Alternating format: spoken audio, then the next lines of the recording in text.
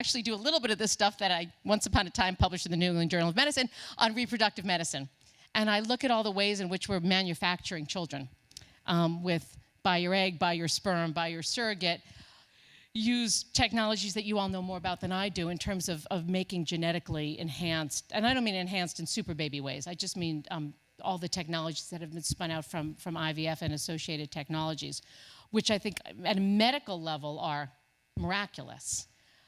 But we have, I think, gone a little bit too far in thinking that we can create perfect children and that we as women can time their conception to align perfectly with our careers. And I mean this chapter really as a warning to the young people I spend a lot of my time with, because I see a lot of them going, well, yeah, I'm going to make partner or become a doctor, and I'm going to freeze my eggs, then meet the right guy, unfreeze them, have a baby. I'm like, hang on, honey, it's not all that simple. But there is this sense that they can plot everything out. And I really want to argue against that. Finally, or almost finally, the book turns to look at the workplace. So, unlike a lot of the books in this area, I don't actually spend a lot of time looking at women in the workplace. I think what happens to women in the workplace is crucial, but I think it's only part of women's lives. And I think in many respects, one of the major problems women face in the workplace is what's happening on the home front. It's the chaos on the home front that becomes a problem in the workplace. It's not the only thing, though. And then I also talk about here my own experience, having gone from a very male place, Harvard Business School, to a very female place, Barnard College. And I think they're different. And I think those differences have to be said out loud. Because I think we live under an assumption that kind of we're all the same and we manage the same. I don't think women manage the same way as men. I don't think it's better or worse, but I think it's different. And I think unless we acknowledge that, anytime women are in male-dominated workplaces, they're going to be at a disadvantage. And it's funny, I see it at Barnard because the men at Barnard are at a disadvantage. So I have to have affirmative action for the men. No, I really do, because if there's just one man in the senior staff, it's really hard for him. And I have to tell my female employees not to be so hard on the men. Because they'll come in and they'll go, well, he's just being mean. I'm like, no, he's just being male. He has a different communication style.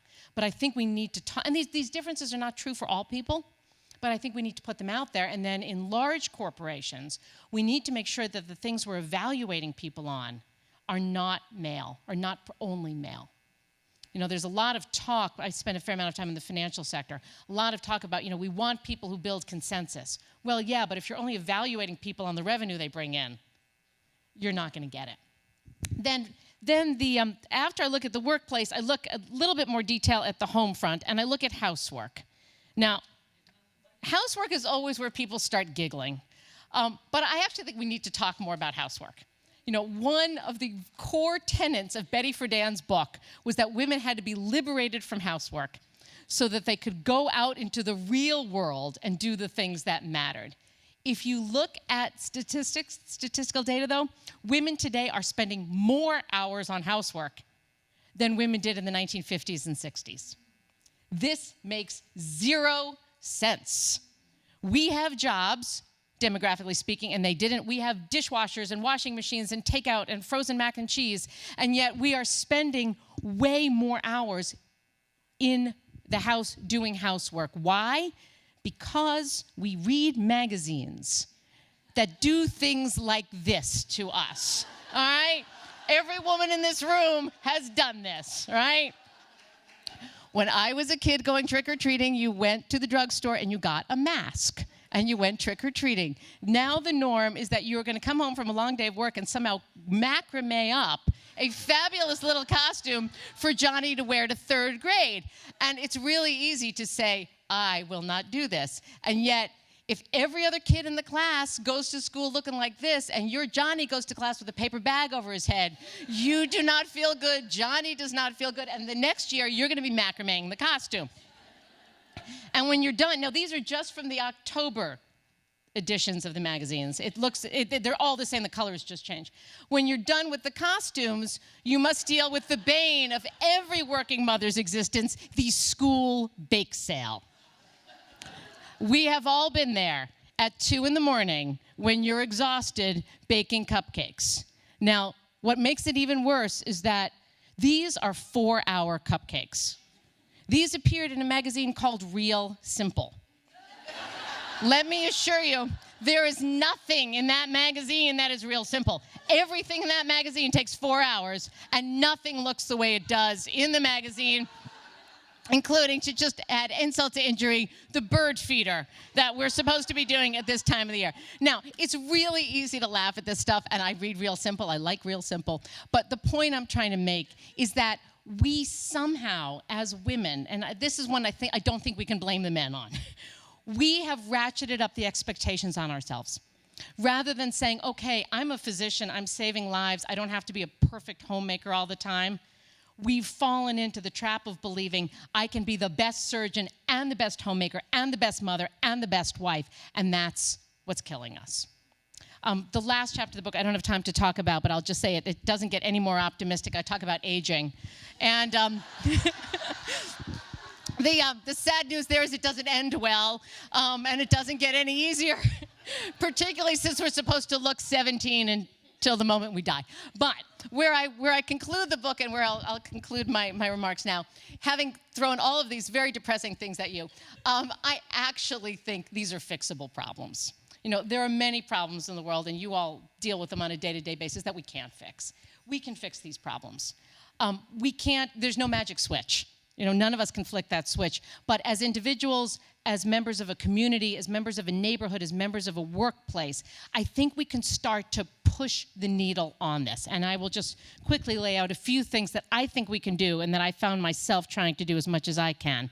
Number one, we explicitly have to give up on the idea of perfection. And those of us who are lucky enough to be successful, to be professional, to have income at our disposal, we have to say over and over again how imperfect we are. And that's not saying that we're bad or unsuccessful. It's just, yeah, I'm really good at this, I'm really bad at this. I don't do the cupcakes, I don't do the costume. You know, I'll help with this part of my kids' school fare, but not that part. Otherwise, we are selling the younger generation a bill of goods. We're selling them a lie. We have to, all of us, and men just do this naturally, we don't. We have to choose some areas to excel and other areas to muddle through or give up on. And I will just give you my favorite anecdotal example. If most men come home from a long day of work and the lawn needs to be mowed, but they've got a major presentation or something the next day, they leave the lawn. Same woman, same day, she'll come home and bake the cupcakes. We need to say, you know, this was a work day, I can't do the cupcakes, or this was a cupcake day. Maybe I wasn't my best at work. We need to make these trade-offs much more explicitly than most of us do. We also need, and I say this with trepidation among a room of healthcare professionals, I think we need to realize that biology matters. It may not be determinative, but I don't think it's something we should ignore entirely. And I say this in part based on all the work I did in reproductive medicine, and I'm sure you'll agree with me here, there's a fundamental biological fact, women have babies and men don't. And that's kind of a big deal.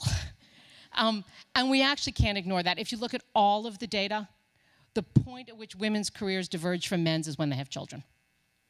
We need to acknowledge that. And it's not just with maternity leaves, because even if you get the most generous maternity leave in the world, 2-year maternity leave, what do you have at the end of 2 years of maternity leave? You have a 2-year-old, okay? And life is not easy. Children stay around. And that's a good thing. But we have to actually build parenthood into the workplace way more consciously. And it's hard. But we have to find ways. And interestingly, the growing number of same-sex couples having children, I think, is what's going to help shift this. Because then you have parenthood that's not attached to gender. But the math remains the same. But I think same-sex couples are really going to help us fix, or at least address these problems here. Which brings me to my second to last point. We have to bring men into the conversation. So I've done a lot of these conversations in the past year. And when I look at a room like this, I kind of get scared, because other than I think the poor guy taking the videos, there's not a single man in the room. and that's actually a problem. Because if it's only women in the room, we laugh, we feel good, we cry, we go home, and nothing changes. We have to bring men into the conversation. And the burden actually falls on those of us who are in positions of power, who can say to bosses, employees, colleagues, you need to hear this, or this isn't what's working, or have you noticed that Sarah's having a really tough time? You need to address this. Most men now want to be part of the conversation. I've found my biggest supporters at Barnard are the dads. They want their daughters to make it. And they've watched their wives or their sisters or their colleagues struggle. They want to help, they just don't know how. Especially when you start talking about things that relate to babies or biology, they just don't want to hear about it. So we as women, I think, have to bring it up and really invite men into these rooms. And then finally, and this is my reluctant feminist coming out, I think we need to go full circle and remember what feminism was supposed to be about. Feminism wasn't supposed to be about the cupcakes. Crucially, feminism wasn't supposed to be about making us miserable. Feminism was supposed to be about words we don't even use anymore: liberating women, freeing women, allowing women to experience joy. If all we've done is made ourselves guilty and miserable and exhausted, we've lost the plot. We need to regain that plot, focus on the liberation, focus on the joy, focus on the collective, and try to remember what this was all about in the first place. Thank you very much. As I feared, I didn't leave time for questions.